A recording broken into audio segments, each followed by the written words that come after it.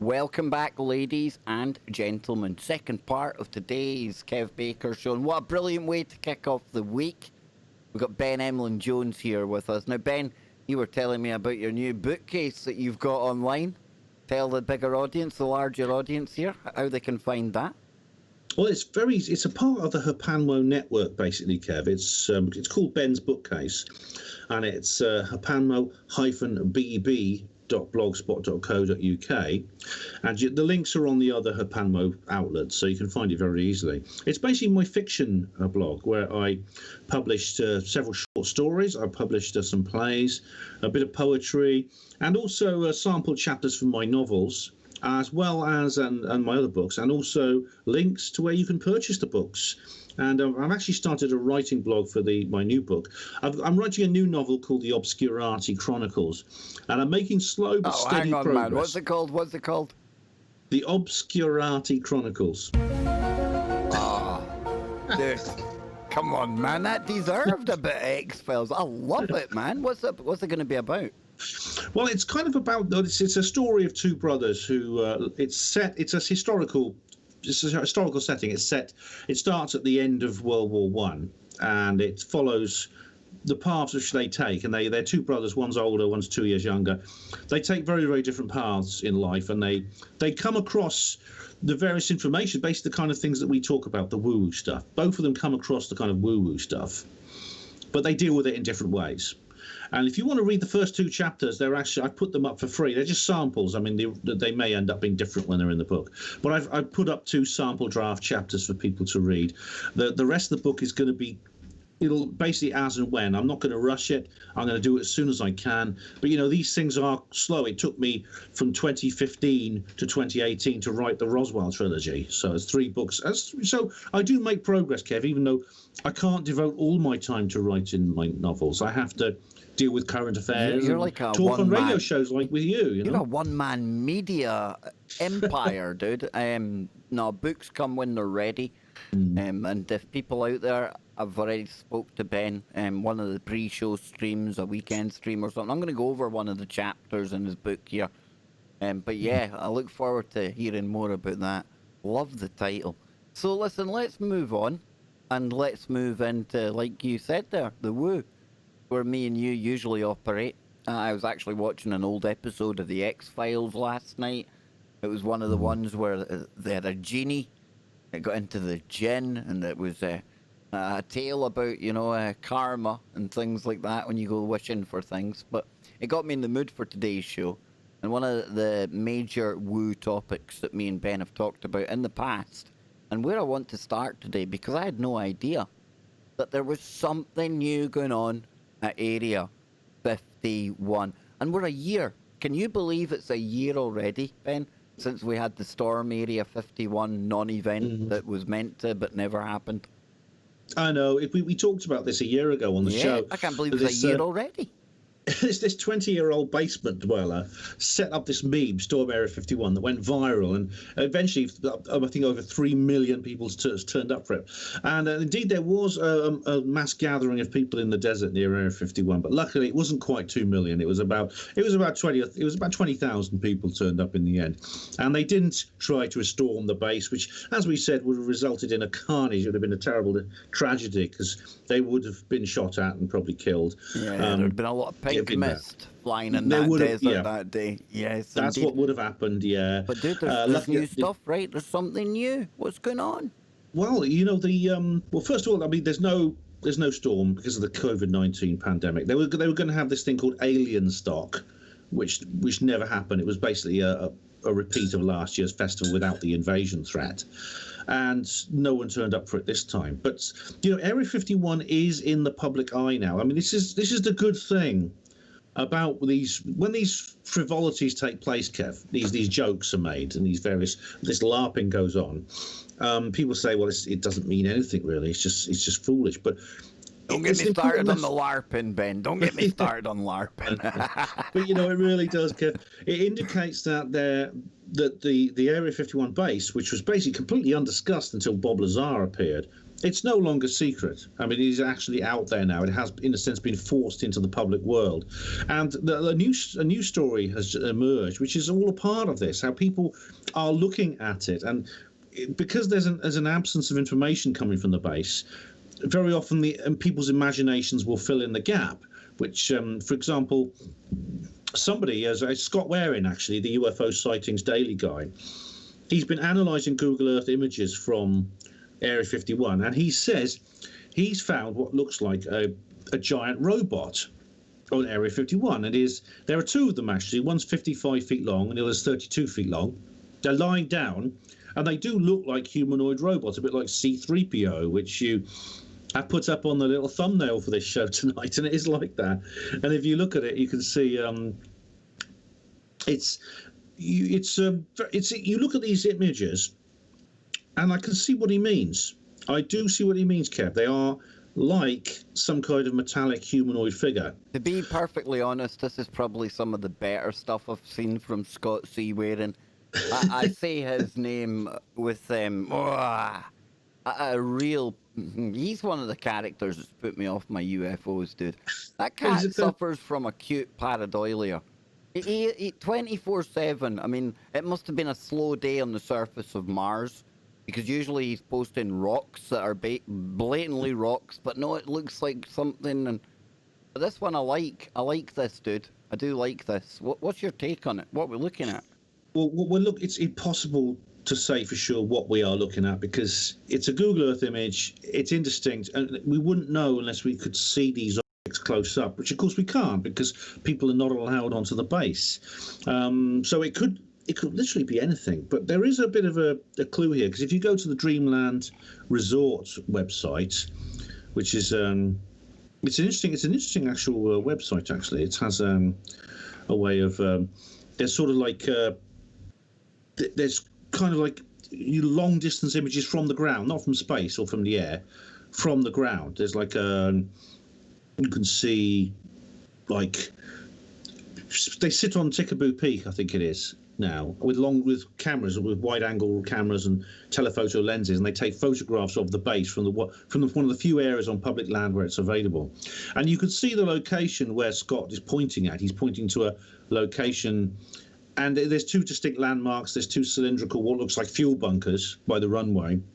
When you actually zoom in on the photo taken on the Dreamland Resort, you can't see anything unusual, which leads me to think that this is probably not a robot. It's something else. There may be giant alien robots at Area 51, but if they are, they're probably in somewhere more secluded, where they can't be spotted by either Dreamland Resort photographers or Google Earth. I'm with you. But that I must admit, when I seen it, I thought, well, for like one of the world's most secret places, they ain't doing a really good job of disguising this bad boy out there. Yeah. Yeah. I must admit, though, when you see it, it's hard not to see a big robot. I get where he's coming from. The thing about it is, Kev, you can see these things, and like pareidolia is real. I mean, the skeptics are partly right about that. People do experience pareidolia with some things, and I get it all the time with clouds, man. Now, if you look at the clouds long enough, you see a host of things. You turn around to the person next to you. Do you see that? No, they're not seeing it. They've not been staring long enough. Doubters, skeptics. It's a trick of our brain. We especially see faces. As you know, we notice things that look like faces, and in a sense, our imagination fills in the gap. So the skeptics are partly right. I mean, the skeptics get it wrong by saying, "Well, that explains everything. Every weird thing you see could be that." And of course, they won't ever declare, "Well, where's the cutoff point then? Where's the statistical ceiling?" And they won't declare it. The thing about what Scott Waring has posted. And it's interesting, this did get into the Daily Express and everywhere. He must have a contract with them. Him and Paul Begley, two of the more ridiculous people you could go to, and they're featured in mainstream UK media 5 to 10 times a week. Now, you can't tell me that there's not some shenanigans going on there. You know. Well, then maybe they've got some kind of, maybe he's got a column, Yeah. But it is definitely well below that statistical ceiling. At the very least, the people that write about Scott C. Waring and Paul Begley every week, they should get sacked because they've got none of their own content. They can't call themselves journalists if they just lift it off these people on YouTube. Well, presumably, yeah, they've got permission. They've got permission to do You it. don't But, need permission when you've got like at least 50,000 clicks going to your YouTube channel from your yes, video. of course, clickbait. Yeah, yeah. You know, if you want to do that with, I mean, if people want to, I mean, occasionally this has happened to me where my my own publications have been put in as source documents. I mean, for example, the 50th anniversary of the Warminster conference. That I think it was the Daily Mail that covered that, and they included my own production, my own little video reportage as the source, which was that's fine with me. I got a few more viewers from that, which is very nice. But you know, it's what's good about this. What I think is encouraging, regardless of the factual errors in Scott C. Waring's video and the article that came from it, there's obviously a desire for knowledge. This takes us back to the whole Storm Area 51 thing last year. There's obviously an awareness of the issues of Area 51 and things associated with it, like Roswell and UFOs and government secrets generally. That has piqued people's interest to the point where their attention is turning towards these particular phenomena. So that I think is hopeful. That actually gives me hope, Kev, because it's a lot of the secrecy that's kept in this world is not necessarily suppressed. It simply exists in a space where it doesn't get attention. Now, when attention turns towards something, that's really when suppression is necessary. And suppression can only have limited success depending on the amount of attention that's turned towards it. In this case, a lot of attention is turning towards this secret base. There's obviously some secret stuff there, probably related to extraterrestrials. It's probably not the only place where there are, I'm sure, Roswell-like activities. I'm sure there's plenty of other bases. But Area 51 has come to symbolise that whole secret world, what Richard Dolan calls the breakaway civilization. And I don't think it's really as fringe as it used to be to talk about that. I mean, it still is to a certain extent, but the culture is changing, and people like you and me. Yeah, you know what would be better though, as opposed to the Daily Express or TMZ. You know, linking constantly to somebody like Scott C. Waring, who is easy to debunk on a lot of his stuff. Why don't they point to people like Richard Dolan, like John Greenwald, like you?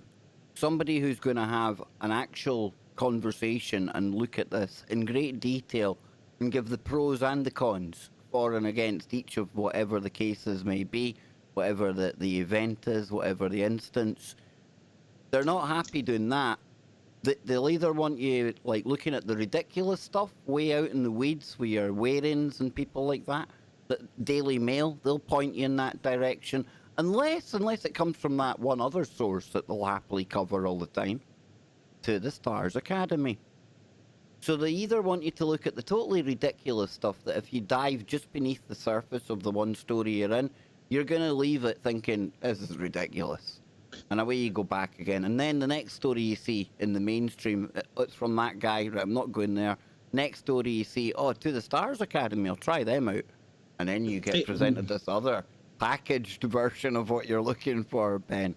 I don't know, I've become a cynical bugger in my old age, but we're always being manipulated. Well, sometimes cynicism is justified, Kev. It is justified to a certain extent because, I mean, Scott C. Waring, I mean, he is, I mean, it's a mixture bag, I think, but a lot of what he puts out, I think, is not credible. And there's many, many other people. There's Third Phase of the Moon. And it spoils what he does that is credible because it gets lost in all of his incredible stuff, you know?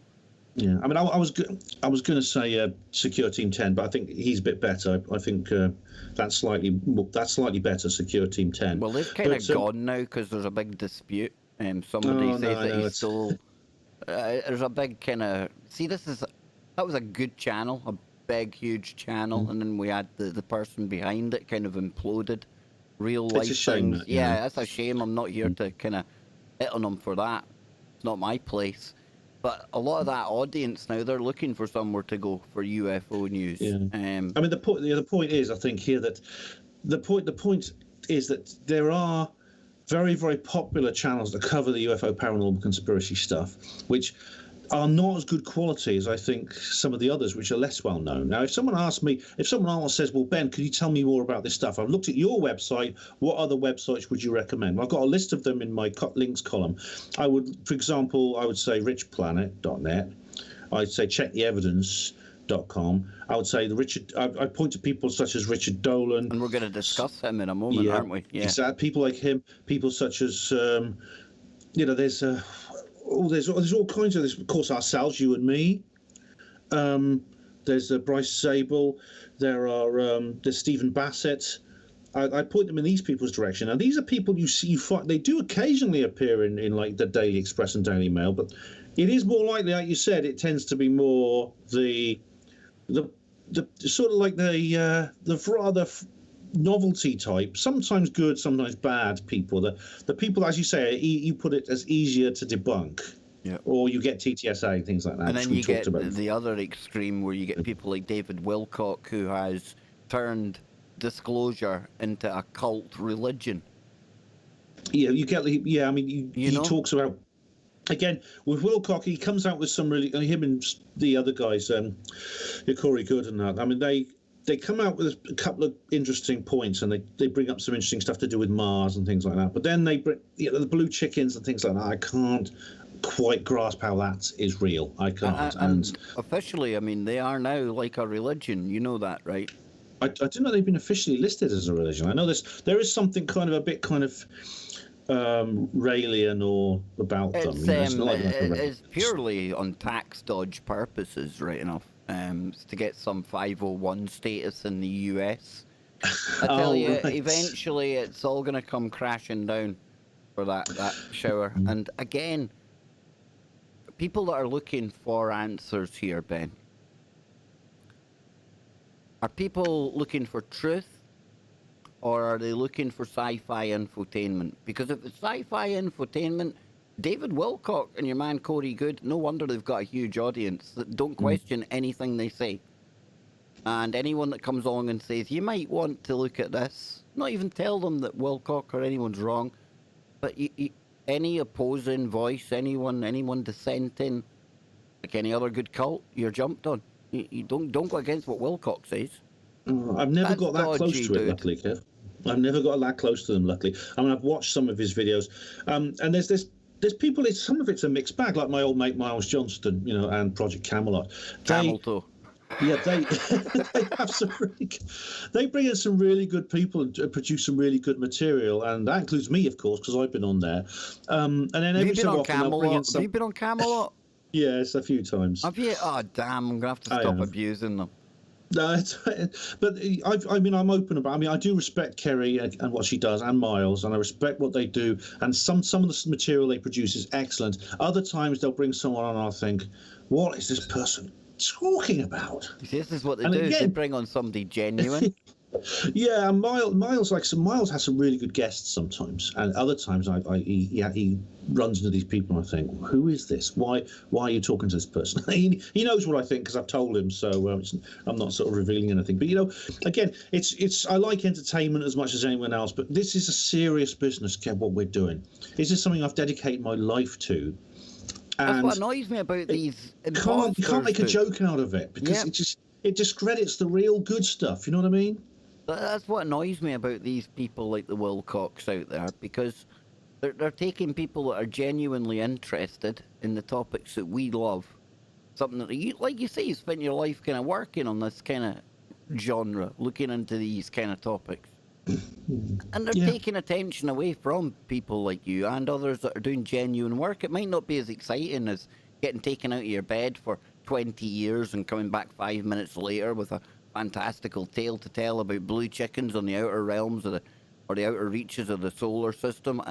Okay, Ben's stuff isn't as exciting as that, but nobody's going to go and listen to Ben while there are crooks out there pushing that fantastical stuff, Well, it serves a purpose in several ways, Kev, because, of course, for newspapers, if something sensational and full of novelty and full of frivolity will probably sell more papers.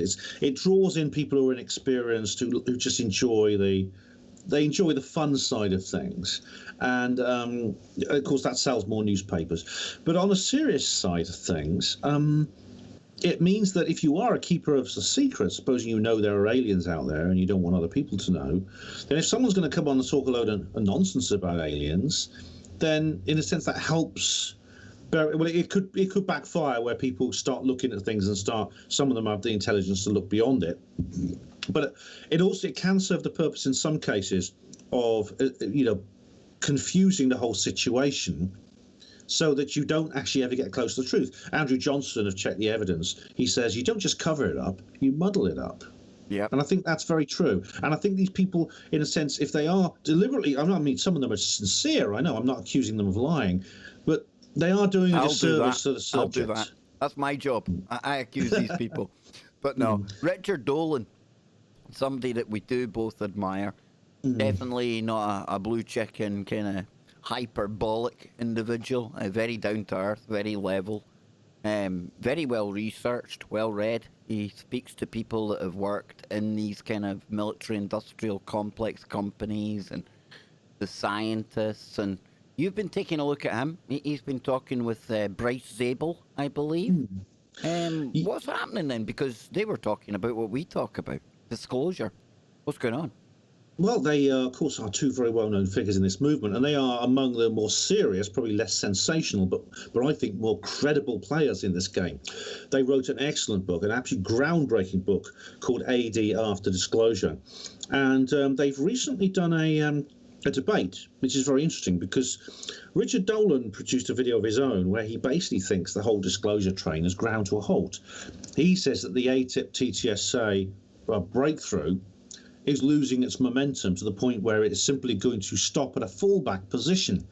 And the fallback position basically is not that much more than what was decided by the Robertson panel the Condon report in 1969, which is, yes, there's some things out there, we don't know what they are, they're not aircraft, and we're going to leave it there. So this is where Dolan thinks it's going to end. He thinks it is. Now, Zabel, his co-author and close friend and colleague, thinks otherwise. He says, don't worry, because this is just kind of like a hiatus. They're just gearing themselves up for the next move. And Bryce Zabel, obviously, I hope he's right, and he is drawing on his considerable experience in the media because he worked for CNN. He's been a journalist, and he keeps a blog called On the Trail of the Sources, which is very interesting. And he thinks that Leslie Kane and Ralph Blumenthal are actually currently fielding offers from other platforms, because it could be the New York. Someone wants to post them from the New York Times, because it's the New York Times so far that has been at the forefront of this. So there's probably some deals going on in edit. There's some meetings in editors' offices and things like that. But at some point it will start again. There will be more information that comes out. Who's right, who's wrong, we don't know yet, Kev, but I do obviously hope that Bryce Zabel is correct in this. Yeah, we kind of discussed this before we went live. The whole To the Stars Academy thing, we kind of, people know where we have our problems with that, the fact where some of the people come from. But you said they addressed this in the actual video. What did they have to say about people like Hal Puthoff and all the rest of these characters? Christopher Mellon, I mean, if ever there was a swamp monster that crawled out the swamp, that's him. It wasn't specifically this video, but in another video, Richard Dolan says that the role that these people are playing should not necessarily be tainted in this current maneuver with things they've done in the past. He said that, they worked for the CIA. This doesn't mean that we should just simply label them as shills a priori. Now, he may be, obviously, I hope that's true. I'm not so confident, quite frankly. I'm not. When you look, I think someone's track record can tell you a lot about what their current activities might be. This doesn't mean I'm going to ignore everything they say. I mean, I know people who literally say to the Stars Academy is a CIA operation. It's a psyop. It's there to basically as part of the cover-up. I don't go that far. I don't go as far as to completely condemn it and say, therefore, I'm going to turn my back on it and I won't have anything to do with these shills ever again. I'm willing to listen to what they have to say. I'm willing to study their work, but we should maybe keep a little bit of distance, Kev, a little bit of intellectual barriers and defences up because of these suspicious elements. Also, obviously, I think Richard Dolan is a sensible person in that respect. I don't think he's certainly not the type just to jump on every story that comes his way. You know, I don't think, as we were saying earlier, he's not the sort of guy. He'll probably not get into the Daily Express as quickly as Scott C. Waring, but I think because of his, I do respect his judgment, and obviously this is something. If it's true, and he's right about this, and the TTSA is a genuine thing, then that's great. That's great. I'm willing to give them a chance, and we'll see where it goes. The thing is, and we've talked about it before, I mean, here's people that have been in these agencies that do have the full file. Now, whether they're privy to the full file, whatever it looks like, all of that information, I don't know. But at some point, in between them going from military/government into the corporation or whatever TTSA is, somebody somewhere must have decided what they can and can't release. And if they can and can't release things, then what's the agenda? And I'll ask Ben that on the other side. And that's the only fear I have. And like Ben says, we'll keep an eye on them, because every good disinfo is 90% good info. It's that 10% you got to watch for.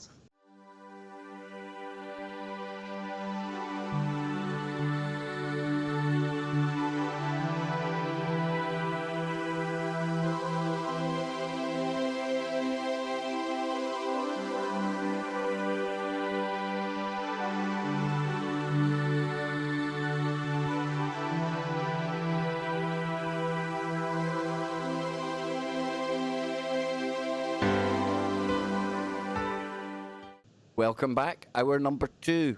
Yes, already hour 2 on today's Kev Baker show.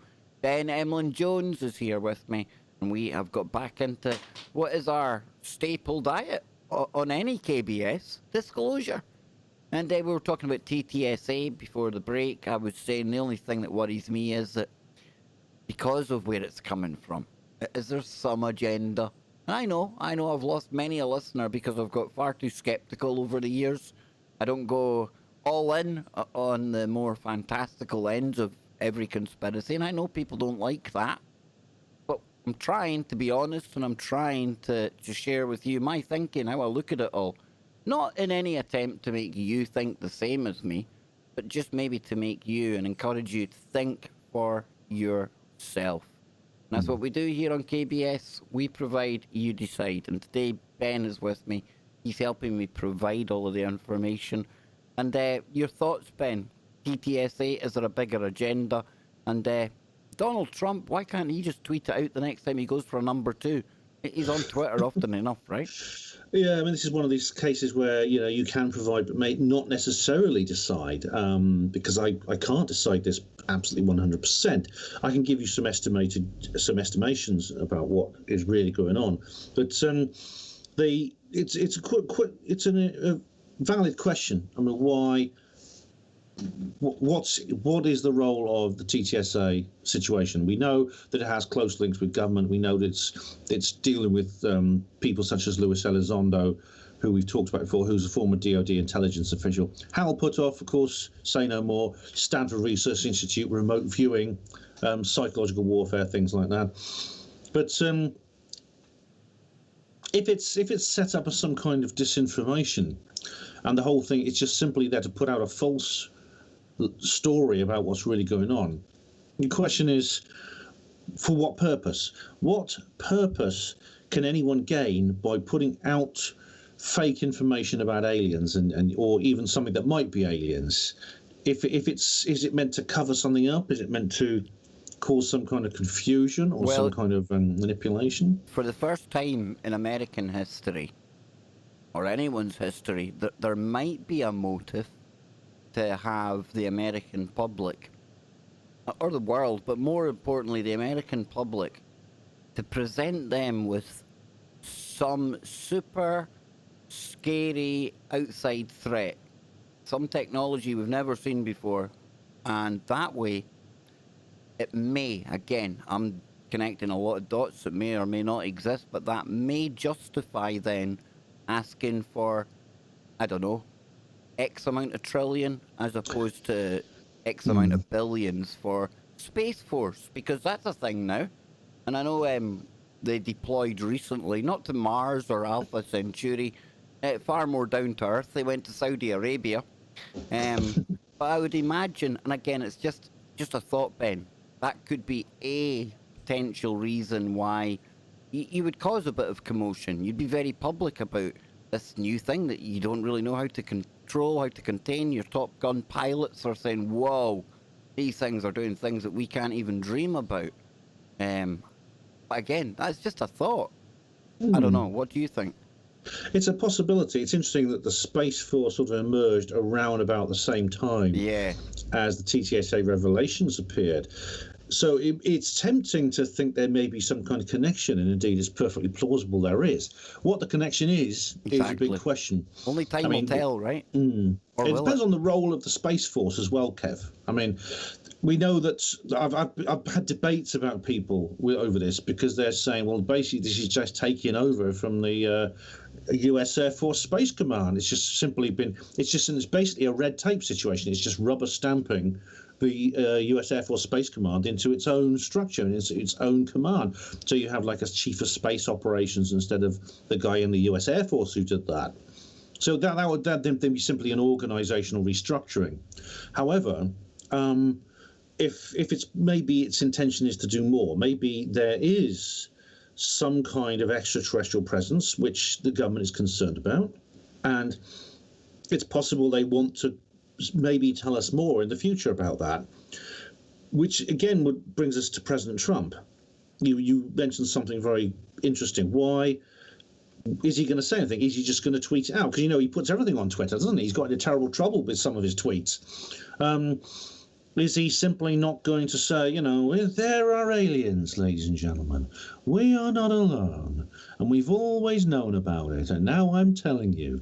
Or something like that. I mean, it would be nice if that actually happened, wouldn't it? I mean, that would be the ideal situation where it's simply straight out. They just say it straight out. No messing around. It's a completely unambiguous state of the situation. Now, but the thing about Trump is he has made statements about this subject which are highly unusual for a man in his position compared to, say, David Cameron. Do you remember, you've seen the film of Richard T. Hall confronting David Cameron? It's become a bit of a classic now, isn't it? Because he goes, David Cameron, first he makes a joke about it. He sort of brushes it off. That's the official ridicule. And then you get the official denial, which is, yes, we know there are strange things out there. We know that the Ministry of Defence used to investigate them, but it turns out basically there's nothing really to worry about. Whatever it is, we're not really concerned, so we're not going to spend any more time and money looking into it. That's the standard line, which has basically been proved wrong anyway. I didn't know if that was David Cameron or Nick Pope I was listening to a quote from there. It's hard to tell the two of them apart, quite frankly. There he is. He really is the government spokesman on that one. Yeah, but it was very interesting that Richard did this, because it was a very good thing to get into one of his hustings and drop that question on him. That was pretty good going.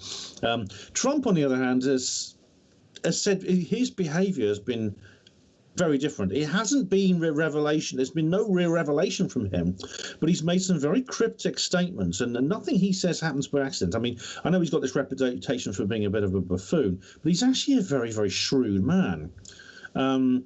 And what he says always is planned out in advance. And even his tweets, I mean, have been planned out in advance. And he said, yes, do I believe in it? Not particularly, but, let's talk some more about our great pilots. So he sort of distracts the whole issue onto the pilots again, because it was the US Navy pilots who were reporting this. And in fact, I think they've showed enormous courage to speak out about these sorts of things publicly. And then he was also asked about this by his son. He did an interview with his son, Donald Jr., and the subject of Roswell came up. And I must apologise if we discussed this on the show before, but it's hard to keep track of all the things Kev and I talk about. Donald Jr. was saying, well, what about Roswell, Dad? You're going to tell the people? You're going to release the files and let people know? Now, it would be very easy. What I would expect a US president normally to do in that position would be to say, well, I must tell you, I deal with classified material all the time. I've not checked out the web pages or all conspiracy websites and things like that, but we had a Project Blue Book to investigate these things that closed 50 years ago. And since then, we've not really dealt with it very much. And there's nothing really of concern here to look at, And that's not true. Now, well, firstly, Trump didn't say that, did he? He said, Roswell, thousands upon thousands of people ask me about this all the time, he said. And I could tell you a few things. I can't tell you everything, but there's an awful lot I could tell you. I thought, what? Well, say more, Mr. President, say more. And then he just sort of again, changed the subject. So what's going on, Kev? This is definitely a provide and not decide situation, I think, unfortunately. But yeah, I don't know if he's you just a more adept second-hand salesman than your Obamas and Bushes before him. He found a new way of saying nothing, but making people think he had said something. Why? This is just. I'm really trying to work out what he means, what he really means by all this, and what is the end result? What is the end result these people are seeking? Where's this going to lead? I'm surprised he didn't say, for me to answer that, all you got to do is turn out and vote for me at the next selection. And much like his draining the swamp, because he spent 4 years forgetting about doing that, he'd probably spend the next 4 years forgetting about Roswell as well. But me, I'm a cynical bugger, Ben. I'm a cynical one. You're slightly more so than myself. I mean, you make some good points, though, Kev, about this. I mean, you've got to ask yourself, well, why is he being so equivocal? Why doesn't he just say it openly, whatever it is he wants to say? If he can't, maybe he does. Maybe he has a plan down the road to say something more openly. If so, well, why now? Why now? Why not? Why wait? I mean, he's fighting to save his presidency right now. He's facing an election in less than a month.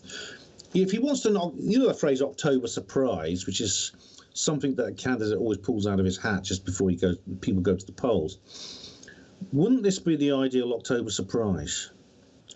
Wouldn't it be just perfect for him? I mean, there's several people have suggested that the ideas of UFOs are so popular now that people like us actually represent a significant sector of the electorate. This is why apparently people like Hillary Clinton have said this before. This very much impressed Steve Bassett when Hillary Clinton was campaigning. So why not pull that trick out of the hat now? Destroy the Biden campaign forever and be the greatest US president ever. Tell us the truth about Roswell and the UFOs and everything like that. Don't beat around the bush. Don't give us all these innuendo and hyperbole. Just say it. Just tell us the truth. Release the files. We're adults. We can take it. Whatever the truth is, we're stoic. We're brave people. We cope with the blitz and with rationing and all that sort of thing. Just lay it on the table. I would love for that to happen. I would.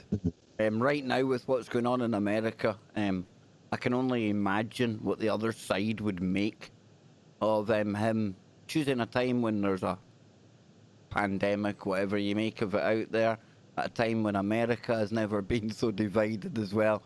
If his trump card, pardon the pun, to bring people back together and, somehow getting himself over the line in the political race, I have no idea who's going to win that. I don't deal with it. But I'm just imagining what CNN and all of his critics would have to say about the Orange Man if he chose right now to go full alien on us, It would have to be the whole hog. I mean, you couldn't. It's the not whole alien, Ben, no hogs. Yes. The whole alien. You'd have to all the hogs that have been kidnapped, all the hogs that have been abducted as well. They'd have to be returned, including the humans as well. But I mean, of course, this is what he would have to do. It's an all or nothing thing. Steve Bassett has often said this. Once you open that box, you can't get anything back in again. Once you say, there is a significant evidence, provable evidence that there's an extraterrestrial presence engaging the human race. Oh, but let's go on and talk about my tax returns or something like that. It doesn't work. People say, what?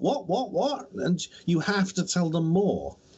And this is a very, very difficult avalanche of information to control, which means if he does that, he will probably be called reckless by some people in his own side.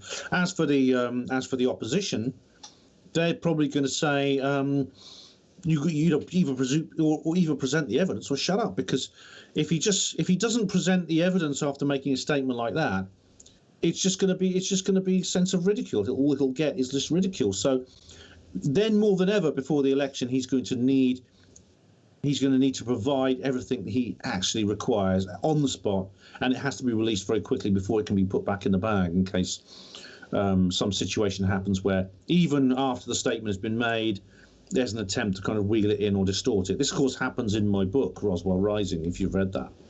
There's just so much going on in America right now. I don't know if he's going to be the guy to do it or not. I really don't. I don't know. Maybe we don't need to look to America all the time. You know, I'd imagine other governments as well, that they must have some kind of picture of what may or may not be out there. So we often look to America to be that one, you know. It's a habit. Yeah, why can't... What about Russia? They must have UFO files. What about China? They do. Yeah, they must have UFO files.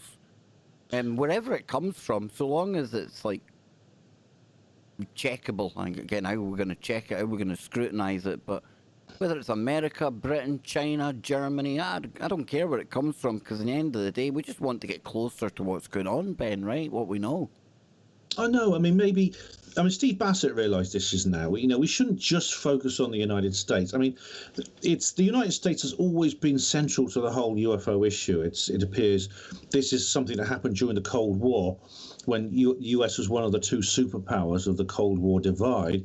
The United States, it's no longer the global superpower that it used to be, but it is still a major influential node of political authority in the world, in this multipolar world that exists around. It will be for many years to come.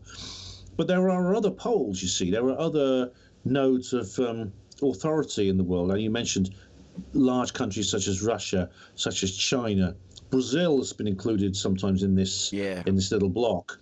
Brazil has a huge amount of alien stories to tell, and in Brazil it tends to be some of the more gruesome ones as well. You get in Brazil for some reason. South America, would you agree that they seem to have a different attitude when it comes to reporting UFOs? Mexico comes to mind, you know. Mexico, yes, Mexico. I don't know about Brazil. Mexico specifically, the UFOs have a very different role in the culture there. Yeah. Because of, Jaime Maussan and his show that he did for many, many years. I don't know if he still does it actually, but this was a very mainstream primetime show that he did on UFOs, and it was a kind of program actually that I don't know exists anywhere in the English-speaking world. Yeah, I'd have to agree with you there. I'd agree with you. I mean, it's fascinating to watch him if you can get subtitles. If you get subtitled versions, if you don't speak Spanish, he's a great character. He's so bubbly. He's full of life, and I like him. He's incredible. He's an incredible man. I mean, Jaime is a really he's so full of enthusiasm. I mean, like many other people, you know, in terms of his factual analysis, it varies. It goes from good to bad, but you can't question the man's passion and his sincerity, and the fact that he presented this program and popularized the ideas that really anywhere in the English-speaking world would never be done. It's never done in that way other than it is in Mexico.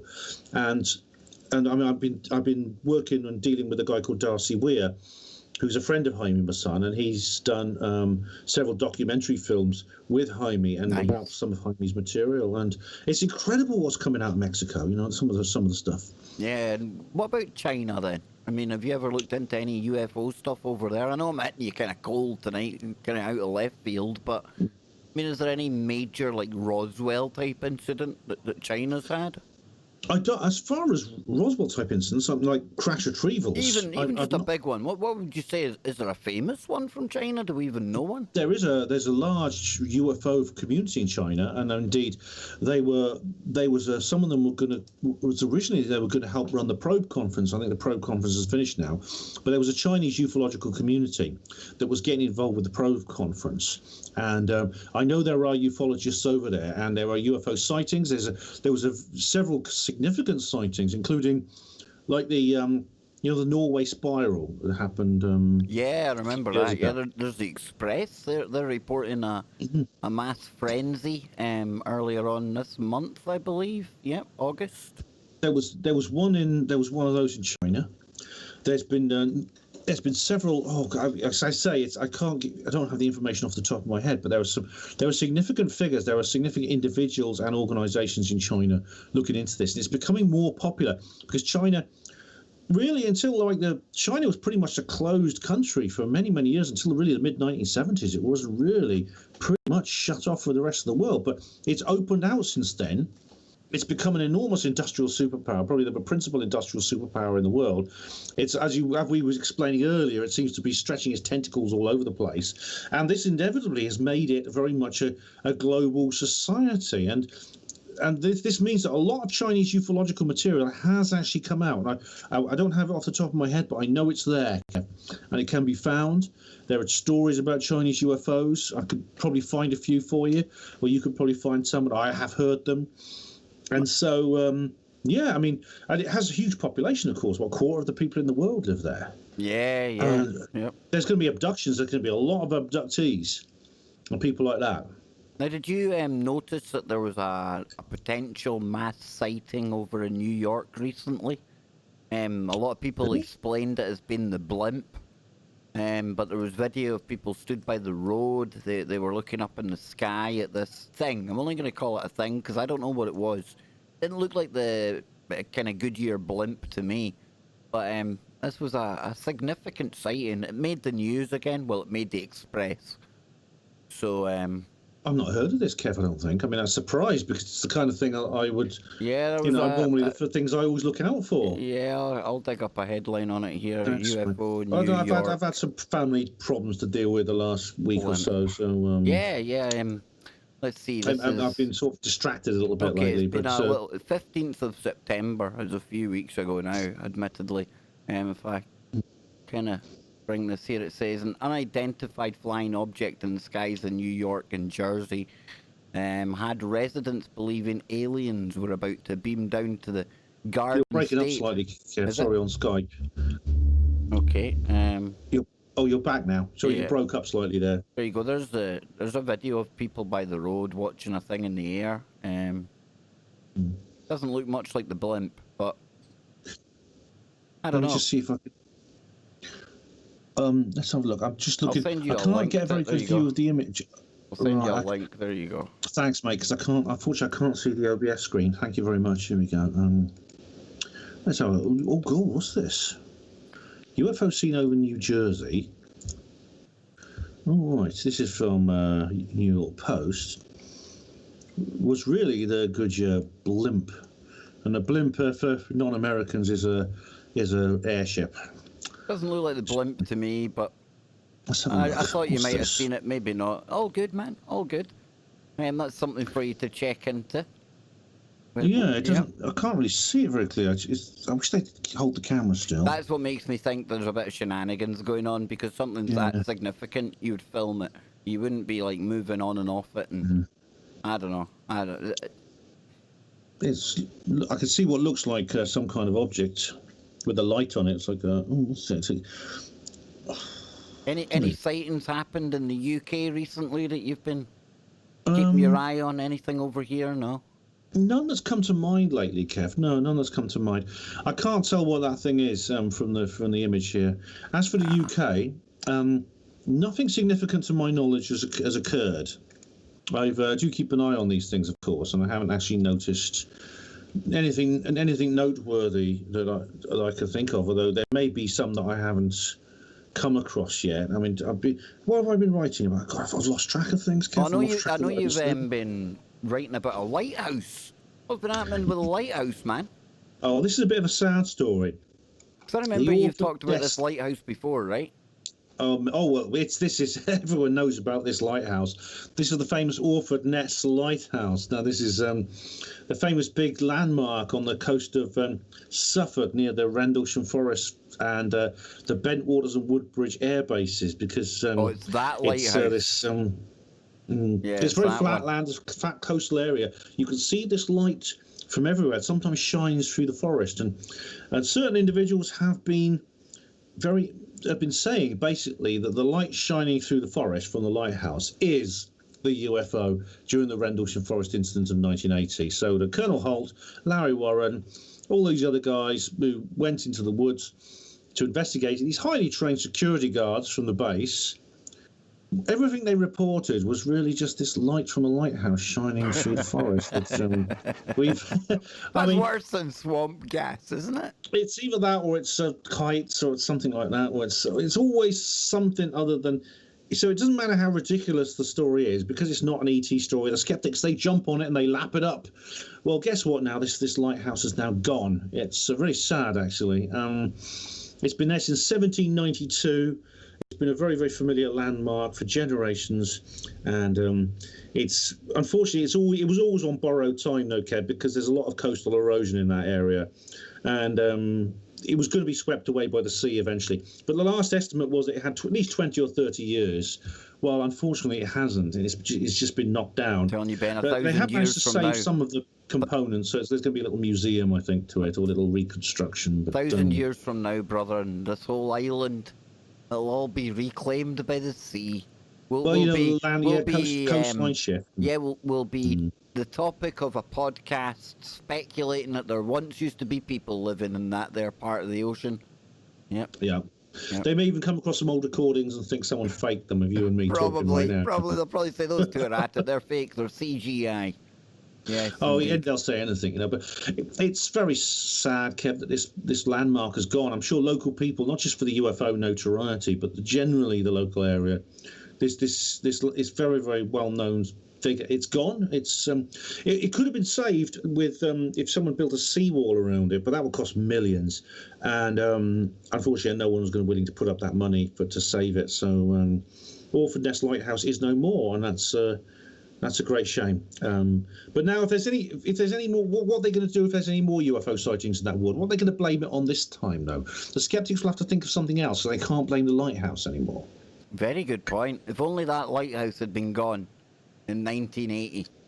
I'm telling you, they'd be struggling to debunk one of our favourites. And when we come back on the other side, we'll briefly get into a bit of Rendlesham, and we'll get Ben find out if there's any updates on Capel Green. Hopefully, fingers crossed, there'll be updates on that.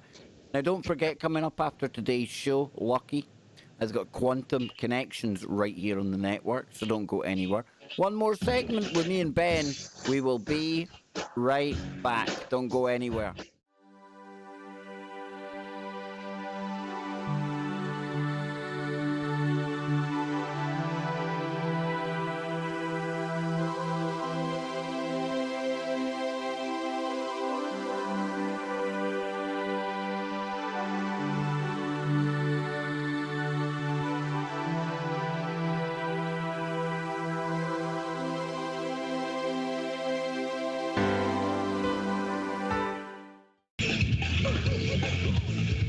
Welcome back, ladies and gentlemen. I'm your host for the next segment, and that's it. Then I hand over to Lucky. You're listening to the Kev Baker Show right now.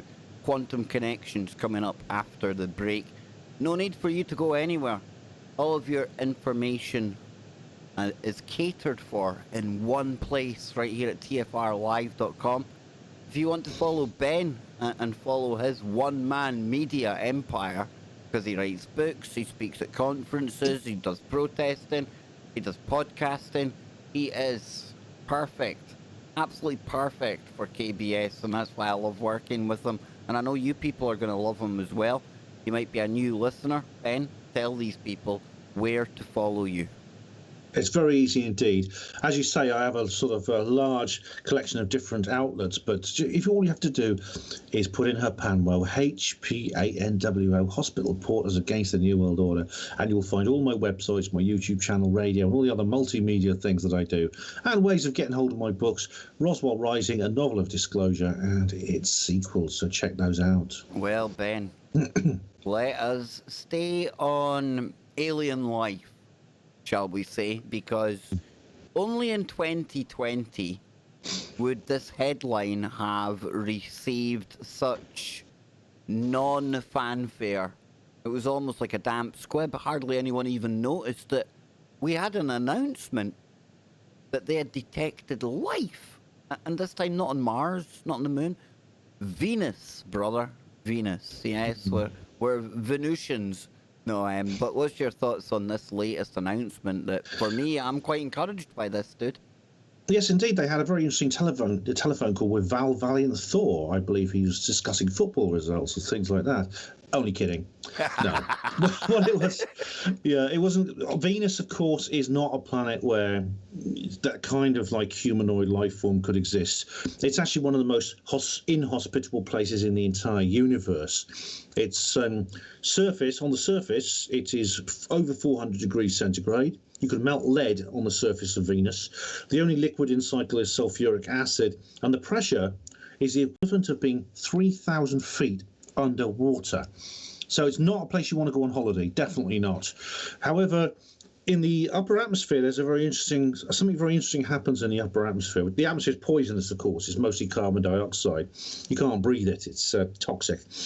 Yet, if you go high enough in the atmosphere, you come across what could be called the internal Goldilocks zone of the planet, because there's an area where the temperature is actually reasonably low.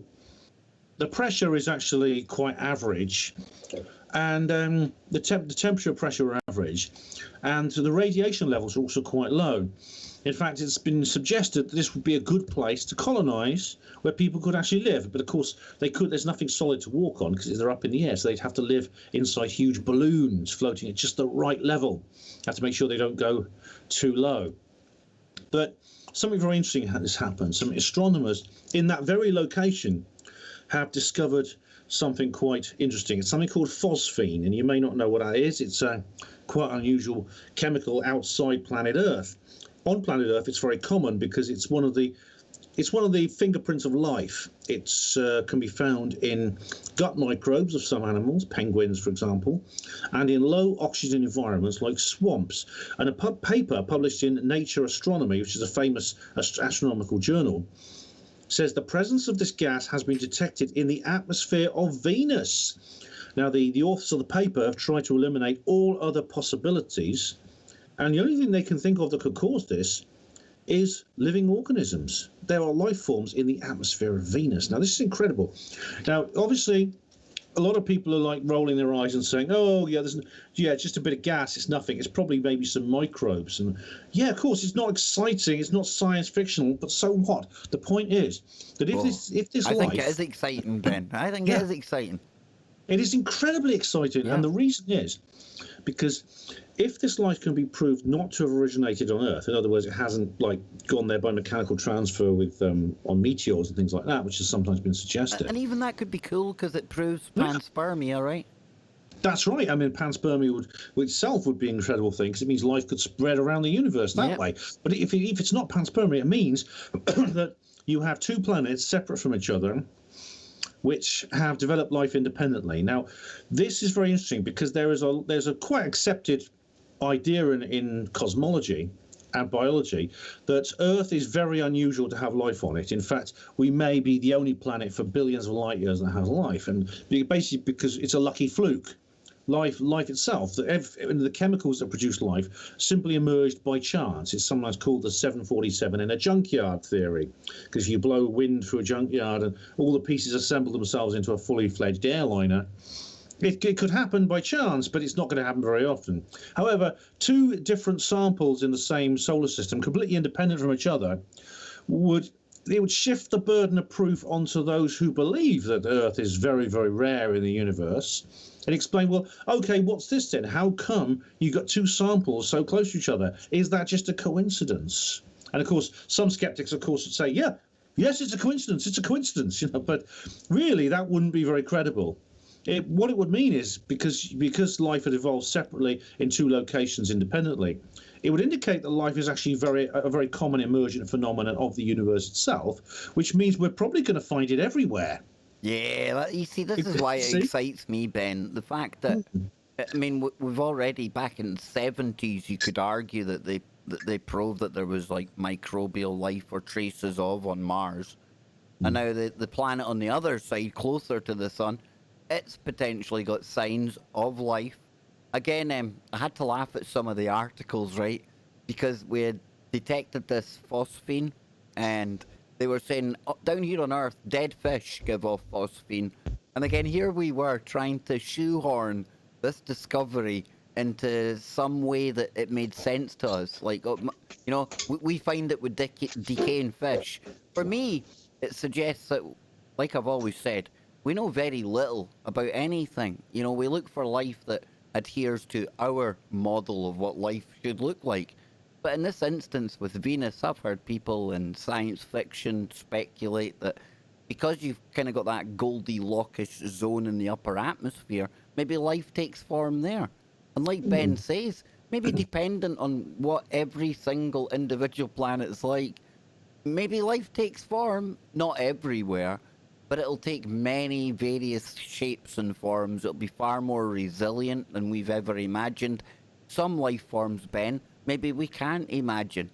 Maybe we can't imagine what ways life may express itself, Well, you look at the variety of life on Earth, the different ways it's appeared in different forms, the number of organisms and the types. I mean, we do know, though, like you've just said, Kev, where life appears, it hangs on.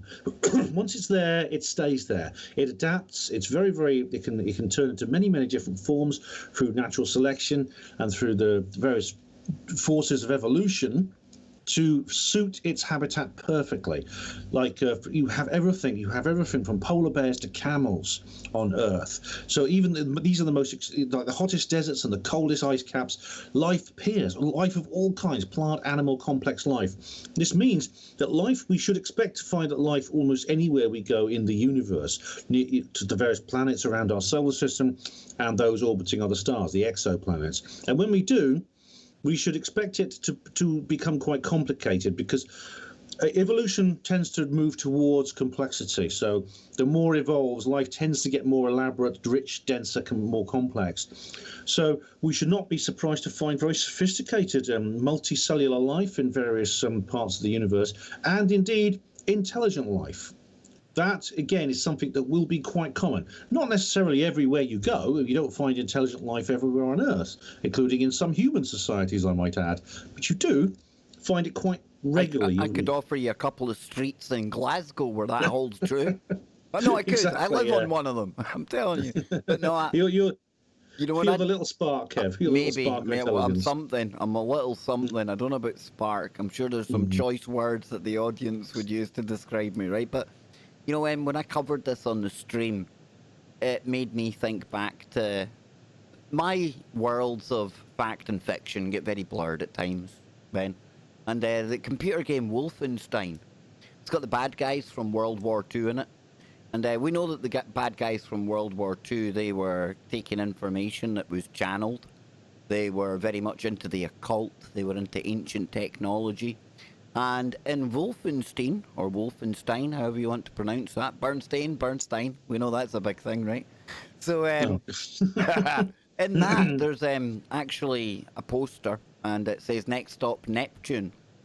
And then you start to look at people like Werner von Braun, who we mentioned earlier on, I mentioned him earlier on in a stream about time travel. He was as convinced, just as we would get to Mars, that we could potentially get to Venus at some point as well. What is it about Venus, dude? Maybe there's some ancient information out there that already knows there's potential for life. Could be. Venus traditionally has always been the place where most people look in their search for life. It's always been assumed, more than Mars, I think, that there's some kind of sophisticated life there. This could be, of course, because it is, apart from the moon, it's the closest natural object to the Earth. On average, of course, not all the time, because the planets are always orbiting, but on average, Venus is far closer to the Earth than Mars is. Most of the time, it's much closer. And indeed, at its closest point, it's less than 100 times the distance of the moon. You can see it very clearly. It's very bright in the sky at dawn or dusk, depending on the time of year and depending on the time of where Venus is at the time. And so when people looked through telescopes and saw its clouds and saw the phases of the Venus, they thought, there's got to be some kind of paradise under there, some kind of amazing form of life under there. Now, obviously, when the Venera spacecraft landed there in the 60s and 70s, they realized that that's actually not the case, that the surface is not like that. But Venus has some kind of allure. And there's a lot of mysteries associated with Venus. For example, at some point in its past, its surface was completely and utterly formed. It reformed. It was like on Earth and Mars, you see the signs of erosion in different phases, for example. So you could follow the kind of history of the formation of the continents of the Earth and the ocean bed. On Mars, you can do something very similar with the different kinds of terrain on Mars. On Venus, it's like the entire surface was formed in one go by almost like an injection mold. It's very strange, especially because there are volcanoes on Venus. Now, it's not known that they're active. It's thought that they are not active. But there are large volcanoes on Venus, which indicates Venus, at least at some point in its history, was geologically active. Mars, we know, today it's geologically inert, but at one point it was active because Mars has the biggest known volcanoes in the solar system, absolutely enormous. Venus, similar, again, it has these large volcanoes.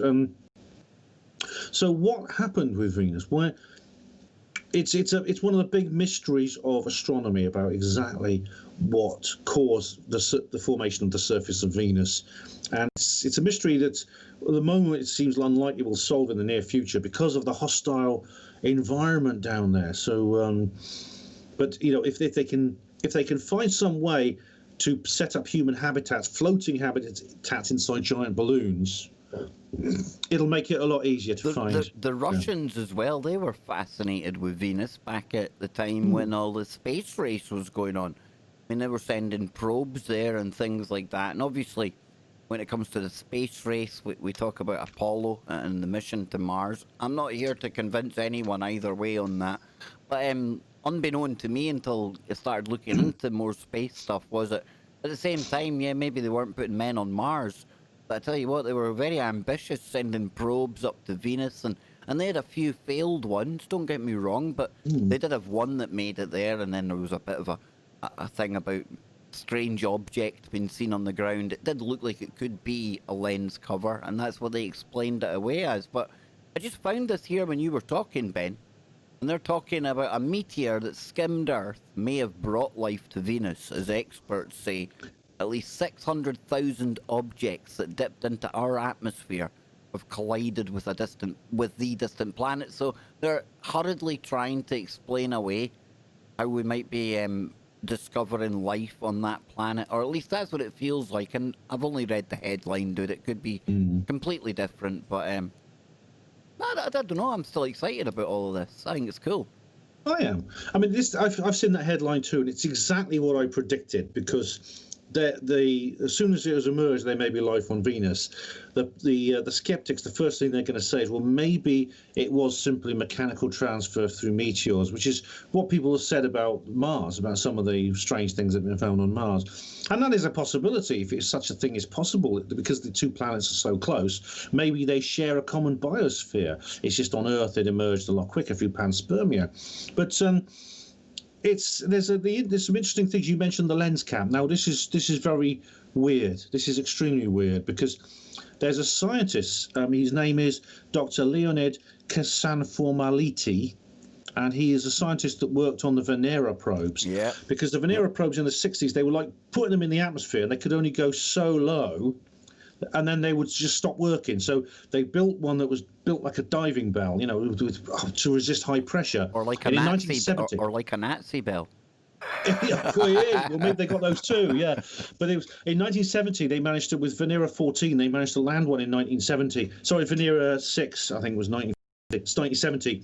And they discovered that what the environment was like. Then in 1975, Venera 14 landed on the moon, and on Venus, and this is one which Dr. Ksanformality was involved in. Yep.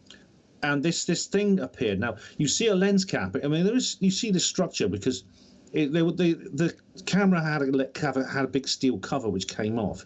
But apparently, before the camera failed, because these probes only worked for so long, because of the acid and because of the pressure and the heat, it picked up what looked like a moving object, and I thought, and it looks to me like some kind of caterpillar or something. And if that's true, then it means that, you know, life as we know it, Jim, is not the only type in the universe, and there may even be life that could survive or evolve something like the surface of Venus. Now, if that's the case, Kev, it's in a way it's not heretical, because as we've just explained, life can evolve at any kind of environment on Earth. Anything you throw at life on Earth, it will evolve to cope with that habitat. So why shouldn't we go one step further and think that somehow life on another planet might have evolved to cope with the temperatures 400 degrees centigrade, 3,000 feet in depth in the ocean, the equivalent, acid rain. I mean, there are bacteria that can cope with a very acidic environments on Earth. The inside of a crocodile's stomach,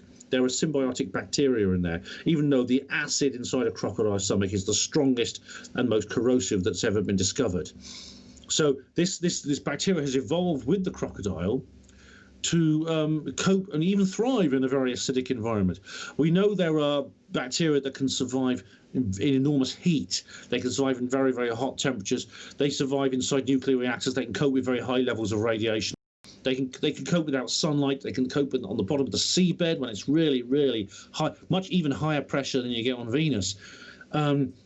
So wouldn't it be something, if it turns out that life is on the surface of Venus, not just in the atmosphere, on the surface, this would completely transform our view of the universe, especially if it can be proved it evolved independently. So this is fascinating stuff, and I don't know if it's ever there'll be a chance to go back there and check again, because the Venera program ended, and since then there's only been orbital missions to Venus. Well, there's one balloon. The Russians put a balloon in the atmosphere once. So we'll have to wait and see, I think. Yeah, definitely. And just looking at some of the facts for Venus here, most similar planet in our solar system in terms of size and structure. 7,521 miles, very close to Earth's 7,926 mile diameter. Surface is very different, like Ben was saying. Talking about 97% carbon dioxide. Can you imagine what that would do to Bill Gates if he found out that was the level? He'd be having nightmares. It's 67.2 million miles from the sun. It's constant temperature, nice, 480 degrees Celsius. I like my heat, but maybe not good for us. But no, I like you, Ben, when I seen this story, I went over with a bit of trepidation because I've seen big kind of bold headlines before about life in space, and then when you actually dig into the article or the study, sometimes it doesn't quite pan out as good as the headline. But this here, no, I really do like this. Encourages me that we believe, I mean, me and you both believe there is life out there in the universe. And like we said, to find it on the rock next to us, I mean, that starts to really bring down the odds of it being out there, so to speak, you know? Exactly. It's like living in a city which people tell you there's no one else living in the city and it's just you on your own. But then they say, well, there may be one other person somewhere in the city, and you think, well, I'm not going to find them because it's a huge city and it's an empty city and they will probably never meet. But then you realise they live next door to you. Yep. And what are you going to do? Is that a coincidence, or maybe the city is actually densely populated instead? And everyone thinks that nobody's about, so nobody went looking. Yeah, exactly. And so this is going to completely transform our vision of the universe, and it's going to have a knock-on effect on ufology, Kev, because it's going to make people look at UFOs and think, well, okay, if life is common in the universe and intelligent life is likely to evolve in this drive towards complexity, which seems to be the common feature of life, then why not intelligent aliens who have developed the ability to travel between planets, as we have to. We humans have done this to a certain extent, so maybe other creatures have done it to a greater extent, and that they've come and they're visiting us. Oh, you see, that's the kind of stuff we like getting into, Ben. And Project Blue Book, sorry. I've seen on your website there you've done an update on the TV show. Yep, I know, again, people hate it because I admit to watching TV shows. I've lost listeners through it, go figure.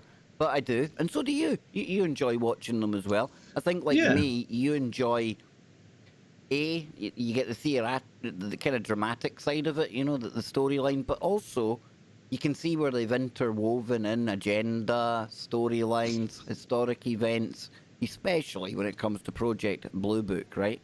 So is it coming back on? Well, it's a good question. I must say, incidentally, that I'm sorry if you've lost listeners simply by saying you watch TV without even specifying what particular program. I've kind of likened it to, you know, we always point at the woke people and say that they virtue signal anytime, you know. You've seen it, right? Well, there's a variant of that exists in the truth community as well. Yes, And I'm not yeah. saying all people, because I know some people literally have thrown their TVs out. But I think it's sometimes almost truthing signaling or truth signaling to, Yeah. I've thrown my TV out. I stopped watching programs years ago. But I don't think all of those people did stop watching programs years ago. I think some of them are telling wee white lies, and they still do. Mm. But because they don't want other truthers to come and attack them because they're watching programming, that they go and they truth signal. So they say, I threw my TV out. So I'm just being honest, and I say, no, I've got a TV, and I watch it. And I watch programs. Yeah. Well, maybe it's like the equivalent of like the wokeists. It's like it's obviously not every truth. Hashtag not all truthers. Yes. But Exactly. But honestly, I mean, when it comes to TV, I mean, I agree with the points they make about it being propaganda and it's being full of nonsense. 99% of it is rubbish, but. This for me, I do watch TV when there's something worth watching, and yes, it's a minority of programs, but Project Blue Book is one of the good ones. I mean, there's others. We mentioned the X-Files earlier on. There are some good ones which are not only quite eye-opening and quite educational, even though they present things in a fictional form, like my book Roswell Rising, a novel of disclosure, but they are actually based on reality. The producers have done their research, and Project Blue Book is one of these. Project Blue Book is one of the best TV programs ever to come out. It's based, as you said, on the real life Project Blue Book investigation, but it deviates from reality. It's based on real cases, but it goes into more extreme elements, and it includes real issues to do with ufology, which are gained through proper research. Now, History Channel produced this particular program beginning in 2017. And the first season was fantastic. The second season was even better. And the third season was produced. It's up. It's ready to go. It's been written. There's a storyboard. There's a script. They started to do the beginning of production. And then guess what? History then drops They drop it. Even though it's a very successful series, they drop it. And so now Project Blue Book is homeless. But there is a petition called Save Project Blue Book. And there's no objective here. It's not directed at a particular station saying we're going to sign this, so you must sign up this program. You must get this program picked. No, it's just simply a statement that lots and lots of people like this program. Although, to be honest, the viewing figures should speak for themselves, Kev. They should. Yeah. I can't believe that this is going to be a permanent condition. I must surely at some point some platform will pick up this program and they will produce it, because it's going to be guaranteed success. I think the COVID-19 pandemic has probably affected this like it has everything else. So I'm pretty confident we are going to see season 3 of Project Blue Book at some point, and I look forward to it immensely. No, I'm quite lucky in a way, because I didn't watch it when it first came out. So I'm actually at a loss for what to watch. So I think I've now got my program to watch. I'm going to finally dive in, Ben. You've not seen it yet? No. It's not. Man, you'll love it, Kev. It's nothing like, I'm not watching. There's no reason for that. It's just time, and I've been watching other things, got shows, but now that's going to be my next go-to one, because it's always been on the list to watch, because everyone raves about it. They all think it's brilliant, Oh, Kev, I'd love to know what you think of it, because I'm pretty certain you're going to love it. Oh, I think so as well. Next time we'll talk about it, right? We'll get into definitely. it for a segment. But and I've done some reviews. I've done reviews of the program on my channel. I've really dedicated a lot of time on YouTube to doing reviews. Let people know where to find your YouTube before we go. Yes, it's Hapanwo TV, along with everything else. Hapanwo, HBANWO. That's Hospital Porters Against the New World Order. You'll find all my material on there. There's an awful lot in many, many different mediums. So, I mean, I've been doing this for a long time too, Kev. Okay, I'm going to drop this over at TFR. Stay tuned for Lucky.